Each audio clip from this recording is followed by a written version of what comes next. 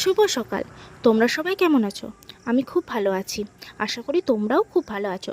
সকাল সকাল ঘুম থেকে উঠে আমি নিজেকে ফ্রেশ করে বিছানাটাকে সুন্দর করে গুছিয়ে নিলাম। তারপর হরলিক্স করে মোনাকে খাইয়ে দিলাম। সারাদিন সেরকম কোনো কাজ নেই, কারণ আমি আমার বাপের বাড়িতে আছি। তাই সারাদিন বসে বসেই দিন কাটছে, তাই ভাবলাম মাকে একটু হেল্প করা যাক। তাই মায়ের সবজিপাতিগুলো আমি কেটে দিলাম। মায়ের সবজিপাতিগুলো কাটা হয়ে যাওয়ার পরে আমি নিজে স্নান করে শুকনো জামা কাপড়গুলো তুলে নিয়ে ভিজে জামা কাপড়গুলো ছাদে মেলে দিয়ে চলে এলাম।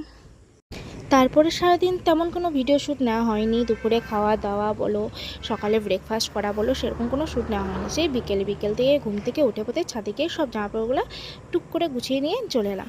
তারপর আমি আর আমার দিভাই মিলে ঠিক করলাম চল ফুচকা করব।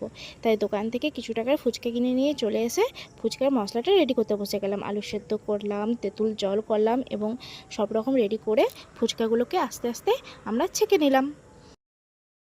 জানি দোকানে কিনে খেলে তো এত কষ্ট করার দরকার ছিল না, কারণ দোকানে তো সবসময় পাওয়া যায়। কিন্তু আমরা যখন 2 বোন বা 3 বোন একসাথে যখন আসি, তখন আমরা বাড়িতেই সব কিছু বানিয়ে খাই টুকিটাকি। যেমন আগের দিন বানিয়েছিলাম দই বড়া, সেরকম টুকিটাকি বাড়িতে বানিয়েই খাই, কারণ বাড়িতে বানিয়ে খেতে খুব ভালো লাগে।